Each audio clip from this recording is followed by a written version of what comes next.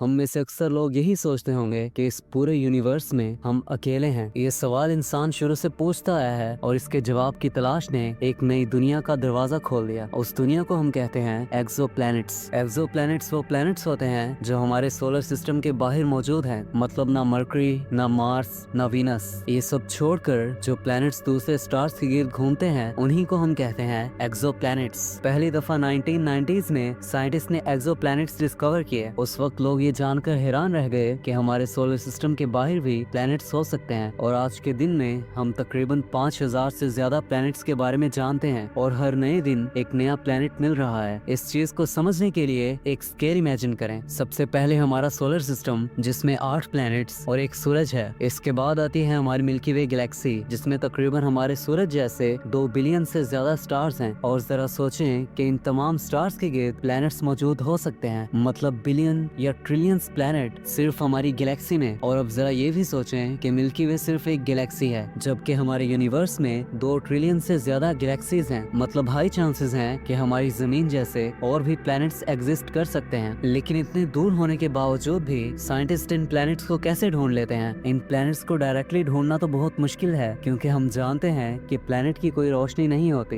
बल्कि ये अपने स्टार की रोशनी को रिफ्लेक्ट करते हैं। इसीलिए साइंटिस्ट टेलीस्कोप के बजाय एक इनडायरेक्ट तरीका इस्तेमाल करते हैं। साइंटिस्ट 2 तरीके यूज करके किसी भी स्टार के गिर्द प्लैनेट्स को डिस्कवर करते हैं और अंदाजा लगाते हैं कि स्टार के गिर्द कितने प्लैनेट्स मौजूद हो सकते हैं। सबसे पहला मेथड है ट्रांजिट मेथड। जब एक प्लैनेट अपने स्टार के सामने से गुजरता है तो स्टार की रोशनी हल्की सी कम हो जाती है और साइंटिस्ट ये डिटेक्ट कर लेते हैं। दूसरा तरीका है रेडियल वेलोसिटी मेथड। जब एक प्लैनेट स्टार के आसपास घूमता है तो स्टार हल्का सा हिलता है और इसी मूवमेंट को मेजर करके प्लैनेट्स के प्रेजेंस को समझा जाता है। यही मेथड्स को यूज करके नासा का कैलिपर टेलीस्कोप और अब जेम्स वेब टेलीस्कोप हजारों एक्सोप्लैनेट्स को डिस्कवर कर चुके हैं। अब सबसे एक्साइटिंग बात यह है कि साइंटिस्ट हमारी जमीन जैसे एक्सोप्लैनेट्स को ढूंढ रहे हैं, मतलब जहां टेम्परेचर ठीक हो, पानी लिक्विड फॉर्म में हो और लाइफ के लिए कंडीशन सही हो। और ऐसा सिर्फ तभी मुमकिन हो सकता है जब कोई प्लैनेट अपने स्टार के हैबिटेबल जोन में हो, मतलब ये प्लैनेट अपने स्टार से ना तो ज्यादा दूर हो और ना ही ज्यादा नजदीक, ताकि पानी लिक्विड फॉर्म में एग्जिस्ट कर सकता हो। आज तक ढूंढे गए कुछ फेमस एक्सोप्लैनेट्स हैं कैलिपर 45b।